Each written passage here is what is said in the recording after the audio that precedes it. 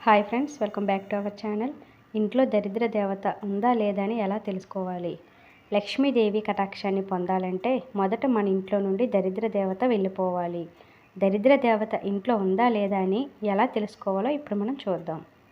ఇంట్లో ఎప్పుడూ స్త్రీలు ఏడుస్తూ ఉంటే వారి ఇంట్లో దరిద్ర దేవత తిష్ట వేసుకుని కూర్చుంటుంది.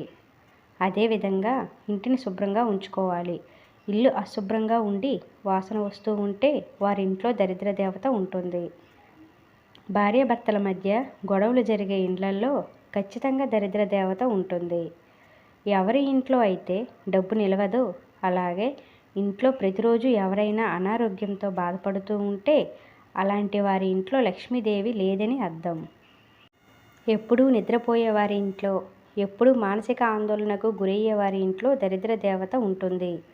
మీ ఇంట్లో చీలిన లేదా పగిలిన అద్దాలు ఉంటే వెంటనే తొలగించండి. లేదంటే మీ ఇంట్లో దరిద్ర దేవత తిష్ట వేసుకొని కూర్చుంటుంది. పొద్దు ఎక్కేదాకా పడుకోవడం వల్ల మీ ఇంట్లోకి దరిద్ర దేవత ప్రవేశిస్తుంది. అదేవిధంగా సాయంత్రం పూట గోర్లు, జుట్టుని కత్తిరించకూడదు. సాయంత్రం పూట నిద్రపోకూడదు. ఇలా చేస్తే దరిద్ర దేవత మీ ఇంట్లో ఉంటుంది. అంతే ఫ్రెండ్స్, వీడియో నచ్చినట్లయితే తప్పకుండా లైక్ చేసి షేర్ చేయండి. ఇలాంటి వీడియోస్ కోసం మన ఛానల్ని సబ్స్క్రైబ్ చేసుకోండి. Thank you for watching.